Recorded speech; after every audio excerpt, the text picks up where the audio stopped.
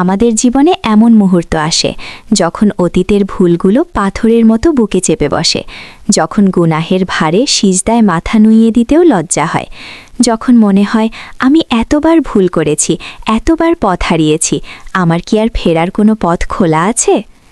শয়তান তখন কানের কাছে এসে ফিসফিস করে বলে, তোমার জন্য আর কোনো আশা নেই, তোমার পাপের পরিমাণ এত বেশি যে আল্লাহ তোমাকে আর ক্ষমা করবেন না। এই হতাশার অন্ধকারেই আমরা ডুবে যেতে থাকি। কিন্তু পরম করুণাময় আল্লাহ, যিনি আমাদের সৃষ্টি করেছেন, তিনি আমাদের জন্য মুক্তির একটি দরজা সবসময় খোলা রেখেছেন। সেই দরজাটির নাম তাওবা। আর সেই দরজায় কড়া নাড়ার জন্য আমাদের শিখিয়েছেন এক অসাধারণ সুন্দর দোয়া। যখন আমরা আল্লাহর কাছে ক্ষমা চাই, যখন আমাদের হৃদয় অনুশোচনায় পূর্ণ হয়ে যায়, তখন আমরা তার কাছে হাত উঠিয়ে বলতে পারি, আরবি, রব্বিক ফিরলি ওয়াতুব আলাইয়া ইন্নাকা আনতাত তাওয়াবুর রহিম। বাংলা, হে আমার রব, আমাকে মাফ করে দিন এবং আমার তওবা কবুল করুন।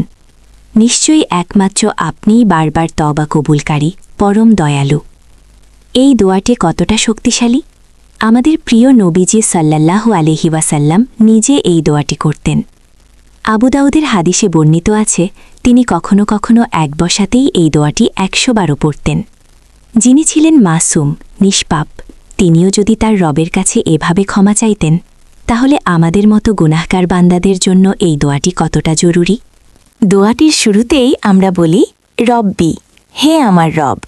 রব শব্দের অর্থ শুধু প্রভু নয়, এর অর্থ আরও অনেক গভীর।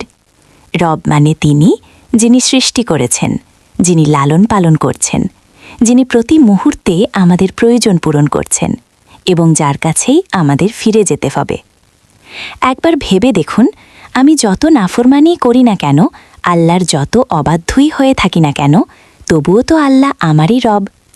আমি যখন গুনাহের অন্ধকারে ডুবে যাই, তখনও তিনিই আমাকে আলো দেন, তিনিই আমার নিঃশ্বাস চালু রাখেন। আমি যত বড় পাপীই হয়ে যাই না কেন, আর কেউ তো আমার রব হয়ে যায় না, আর কেউ তো আমার রব হওয়ার ক্ষমতা রাখে না। এই রব্বি বা আমার রব ডাকের মধ্যে লুকিয়ে আছে এক গভীর ব্যক্তিগত সম্পর্ক।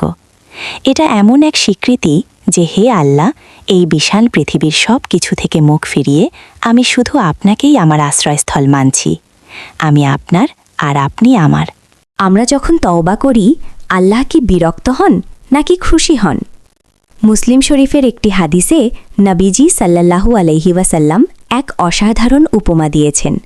তিনি বলেন, আল্লাহ তার বান্দার তওবায় সেই মানুষটার চাইতেও বেশি খুশি হন যে এক পানিবিহীন মরুভূমিতে তার সব কিছু, খাবার, পানিসহ উটটিকে হারিয়ে ফেলেছিল। যখন সে মৃত্যুর জন্য প্রস্তুত হয়ে এক গাছের নিচে শুয়ে পড়ল, হঠাৎ চোখ খুলে দেখল তার সেই উটটি তার সামনেই দাঁড়িয়ে আছে। সে এতটাই আনন্দিত হল যে উত্তেজনায় মুখ ফসকে বলে ফেলল, হে আল্লাহ, তুমি আমার বান্দা আর আমি তোমার রব। একবার ভাবুন, সেই ব্যক্তির আনন্দ কতটা তীব্র ছিল। আমাদের রব, মহাপরাক্রমশালী আল্লাহ, আমাদের মতো এক নগণ্য বান্দা যখন তার দিকে ফিরে আসি, তখন তার আনন্দ সেই ব্যক্তির আনন্দের চেয়েও বহুগুণ বেশি হয়। সুবহানাল্লাহ। আমাদের গুনাহগুলো হয়তো বিশাল, কিন্তু আল্লাহর ক্ষমার কাছে তা অতি তুচ্ছ। তিনি তো শুধু সুযোগ খোঁজেন আমাদের ক্ষমা করে দেওয়ার। দোয়াটি শেষে আমরা বলি, ইন্নাকা আনতাত তাওয়াবুর রাহিম। নিশ্চয়ই আপনিই বারবার তওবা কবুলকারী, পরম দয়ালু। এখানে আমরা আল্লাহর দুটি অসাধারণ গুণের কথা বলছি। আত তাওয়াব, তিনি শুধু তওবা কবুল করেন না, তিনি বারবার তওবা কবুল করেন। আমরা যদি দিনে ৭০ বারও ভুল করে ৭০ বার তার কাছে ফিরে যাই, তিনি আমাদের ফিরিয়ে দেবেন না। তিনিই আমাদের অন্তরে অনুশোচনা সৃষ্টি করে দেন, তিনিই আমাদের তার দিকে ফেরার তৌফিক দেন। আর রাহিম, পরম দয়ালু। তার দয়া আমাদের কল্পনাকেও হার মানায়। মায়ের ভালোবাসার চেয়েও কোটি গুণ বেশি ভালোবাসা দিয়ে তিনি আমাদের আগলে রেখেছেন। তাই যখন আমরা তার কাছে ক্ষমা চাই, আমরা কোনো কঠিন বিচারকের কাছে নয়, বরং সবচেয়ে দয়ালু, সবচেয়ে প্রেমময় সত্তার কাছে হাত পাতি। যখন আমরা গুনাহের কাদায় ডুবে যাই, তখন আমাদের অবস্থা সেই বন্যার পানিতে প্রিয় জিনিস হারিয়ে ফেলার মতো।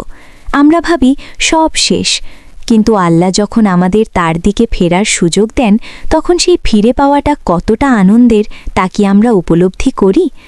আমাদের গুনাহের ময়লা ধুয়ে ফেলার জন্যেই তো তার রহমতের সাগর রয়েছে।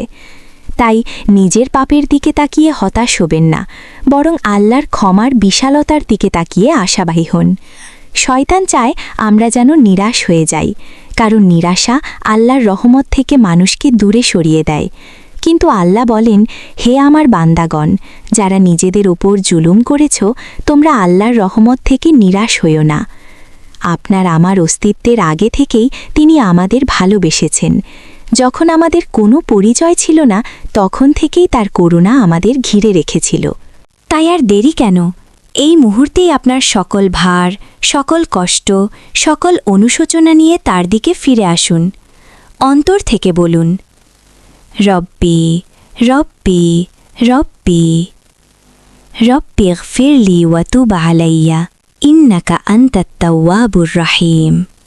হে আমার রব, আমাকে মাফ করে দিন এবং আমার তওবা কবুল করুন। নিশ্চয়ই একমাত্র আপনিই বারবার তওবা কবুলকারী, পরম দয়ালু।